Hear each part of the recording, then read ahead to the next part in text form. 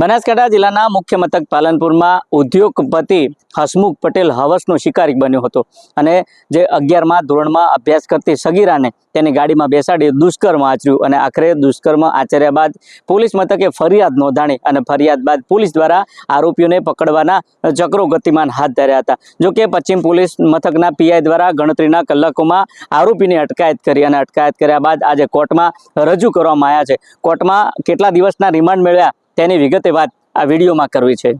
વૈષ્ણવજન તો તેને કહીએ જે પીડ પરાઈ જાનાને રે। નમસ્કાર, હું છું દિનેશ ઠાકોર। નવજીવન ન્યૂઝમાં આપનું હાર્દિક સ્વાગત છે। વાત બનાસકાંઠા જિલ્લાના મુખ્ય મથક પાલનપુર પંથકની છે।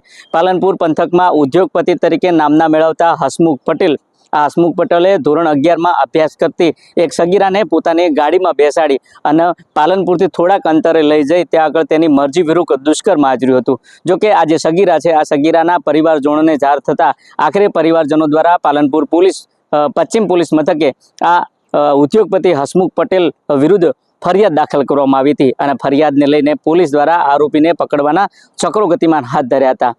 જો કે બીજી તરફ પાલનપુર પશ્ચિમ પોલીસ મથક દ્વારા અને તેમના સ્ટાફ દ્વારા ગણતરીના કલાકોમાં આજે આરોપી હસમુખ પટેલ છે તેની અટકાયત કરી હતી।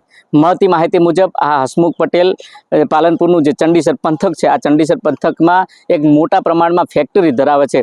આ પ્રવૃત્તિ કર્યા બાદ આ હસમુખ પટેલને હવસનો શિકાર જાગ્યો અને શિકાર જાગ્યા બાદ તેની જે ફેક્ટરી છે આ ફેક્ટરીમાં એક આ સગીરા છે આ સગીરાના પિતાને ત્યાં નોકરી આપી હતી અને નોકરી આપ્યા બાદ તેને આ સંબંધો કેળવવાનો પ્રયાસ કર્યો હતો। જો કે સંબંધો કેળવ્યા બાદ આ જે સગીરા છે આ સગીરા પાલનપુરની એક ખાનગી શાળામાં અભ્યાસ કરતી હતી અને તે દરમિયાન આ વાલી બની આ શાળામાં જાય છે અને આ સગીરાને પોતાની ગાડીમાં બેસાડી આ અવાવરું જગ્યા હતી ત્યાં આગળ તેને લઈ જઈ તેની મરજી વિરુદ્ધ દુષ્કર્મ આચરવામાં આવ્યું હતું અને આ દુષ્કર્મ આચર્યા બાદ પરિવારજનોએ પોલીસ મથકે ફરિયાદ નોંધાણી હતી। ત્યારે આજે અટકાયત કર્યા બાદ પશ્ચિમ પોલીસ દ્વારા આ આરોપી હસમુખ પટેલ છે હસમુખ પટેલને કોર્ટમાં રજૂ કરવામાં આવ્યા હતા અને પોલીસ દ્વારા 7 દિવસના રિમાન્ડની માંગણી કરવામાં આવી હતી। તો બીજી તરફ ન્યાયાધીશ દ્વારા 4 દિવસના રિમાન્ડ મંજૂર કર્યા છે।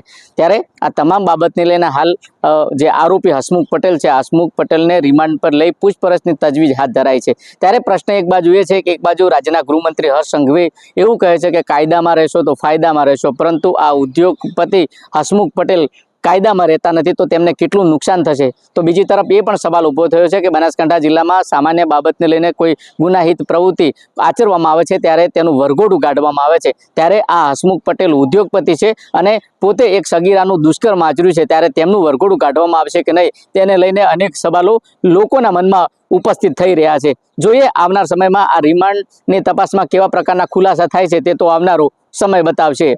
દિનેશ ઠાકોર, નવજીવન ન્યૂઝ, બનાસકાંઠા।